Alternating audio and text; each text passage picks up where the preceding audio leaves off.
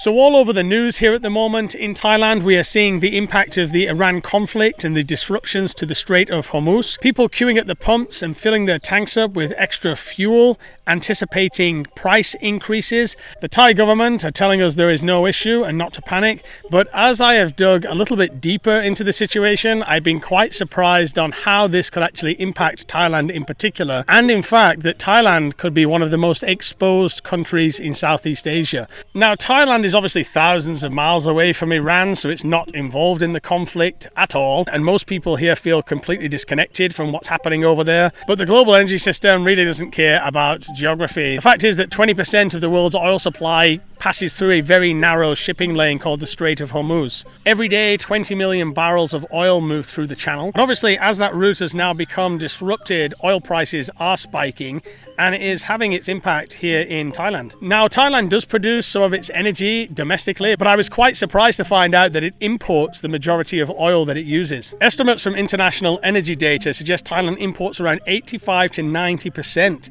of its crude oil, and energy imports represent roughly 4 to 5% of the country's entire GDP. That means when global oil prices rise, Thailand's fuel bill rises nearly immediately. So these higher fuel prices push up transport costs, which affects everything from food delivery to logistics all over the country. And they can push up electricity costs because the fuel is involved in the production of electricity. And as subscribers know, all of these pressures end up increasing inflation. For every 10% increase in global oil prices, Thailand's current account balance can deteriorate by roughly 0.5% of GDP. So if oil prices do surge as a product of the Middle East conflict, is Thailand actually one of the most exposed in Southeast Asia? Because once you start comparing Thailand with other countries in the region, countries like Malaysia, Indonesia, Vietnam and the Philippines, the picture becomes a little bit more interesting. If we start with Malaysia, the picture already looks quite different from Thailand. Malaysia is actually a net exporter of oil and natural gas. It produces a large amount of petroleum, liquefied natural gas, and it exports it across the world.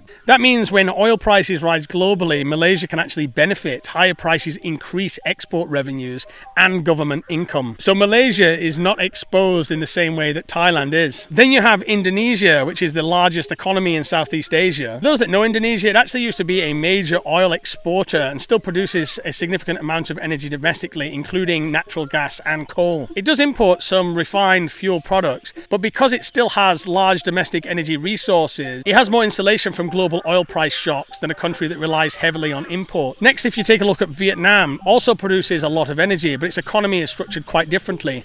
Vietnam's economic growth is driven heavily by manufacturing exports, and its energy system includes domestic coal. So while oil price spikes do matter for Vietnam, it's not concentrated quite in the same way. Now, if you take a look at the Philippines, it's probably the closest comparison to Thailand. Like Thailand, the Philippines imports most of the fuel it consumes, and its economy is sensitive to global prices. But when analysts actually compare the Philippines to Thailand, Thailand really stands out.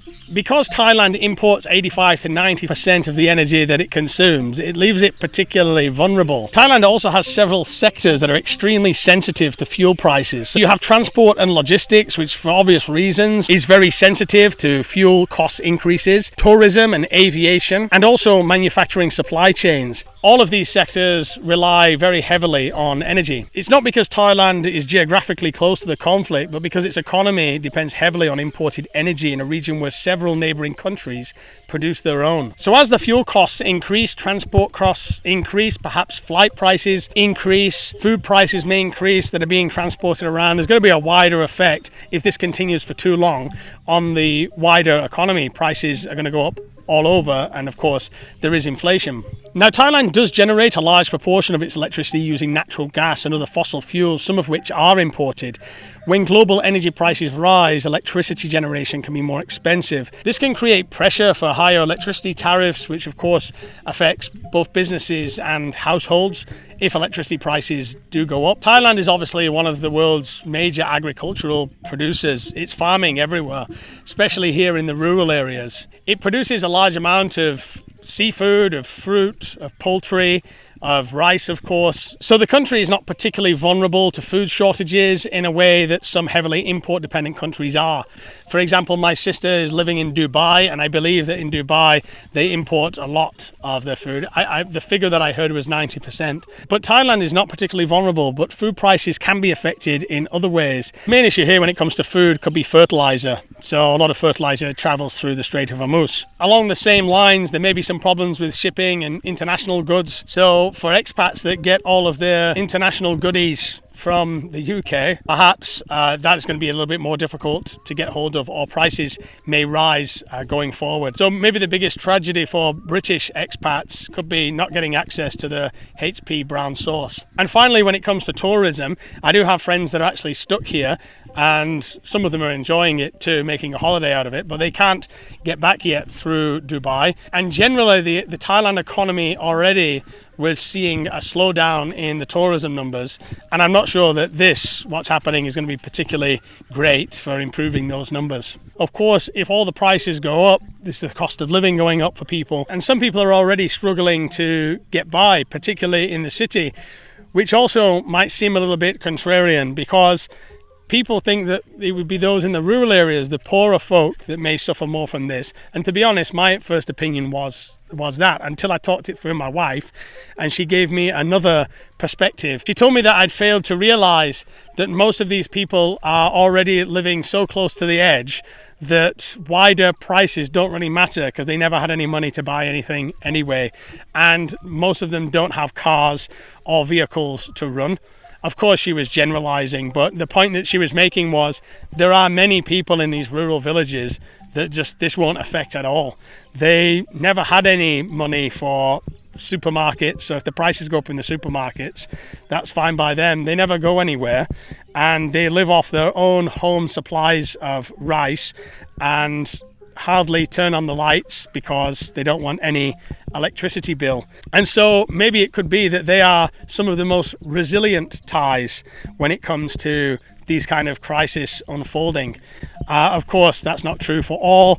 Some do need their cars. Some have small businesses, shops here that will suffer if delivery prices go up and food prices go up. And so, of course, the government don't want to incite panic. However, I have been receiving information from subscribers around Thailand that at some places where they usually get their petrol, they have a 500 baht limit.